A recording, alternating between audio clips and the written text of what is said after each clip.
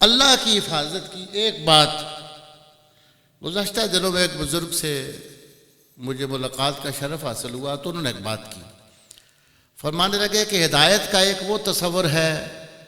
جو کتابوں میں لکھا ہوا ہے،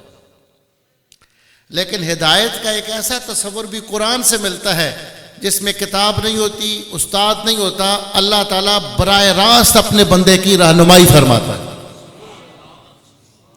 تو میں نے کہا حضرت اس پہ کوئی نص قرآن مجید میں ہے؟ فرمایا ان اول بیت وضع للناس للذی ببکۃ مبارکا وہدی للعالمین۔ اللہ نے فرمایا ہم نے مکہ شریف میں ایک گھر بنایا ہے جو ہدایت دینے والا ہے، گارے کا اور مٹی کا بنا ہوا گھر ہے، اس پہ کوئی کتابیں نہیں لکھی ہوئی تھیں، اور اللہ فرماتا ہے کہ یہ ہدایت دینے والا ہے۔ میں نے ان کو پھر اپنی ایک مثال عرض کی، 2015 میں عمرہ شریف کی سعادت حاصل ہوئی تو وہاں ایک میرے ساتھ واقعہ پیش ہے۔ اب کسی چیز کے حلال اور حرام ہونے کا وہ بات نہیں ہے، ایک رہنمائی کی بات عرض کر رہا ہوں کہ وہاں مکہ ٹاور میں ایک ہمارے عزیز تھے، انجینئر تھے، وہ لے گئے اور انہوں نے مچھلی منگوائی اور بھی کھانا، مچھلی میں منہ کے قریب کروں تو الٹی آئے اور میں اس کو چھوڑ دوں۔ دوسرا بندہ کھا رہا تھا، میں نے کہا اس کو میں نے چیک کیا، اس میں بھی اسی طرح تھا، تو مجھے کچھ چیز سمجھ آ گئی کہ یہ میرے لیے ٹھیک نہیں ہے۔ تو میں نے اس سے جو ویٹر تھا عربی تھا اس سے میں نے پوچھا کہ اس کا نام کیا ہے، تو اس نے کہا اس کو جریس کہتے ہیں عربی زبان میں، جریس مچھلی کی ایک قسم ہے۔ تو وہاں سے ہم جب واپس آ گئے میں نہیں کھا سکا، تو مجھے ایک بڑے فاضل بزرگ عالم ہیں، انہوں نے ایک کتاب تحفے کے طور پر پیش کی، فقہ الآل، بڑی شاندار کتاب ہے، شام کے ایک اہل سنت کے بڑے عالم نے کتاب لکھی ہے جس میں مسائل کا جہاں جہاں اختلاف آتا ہے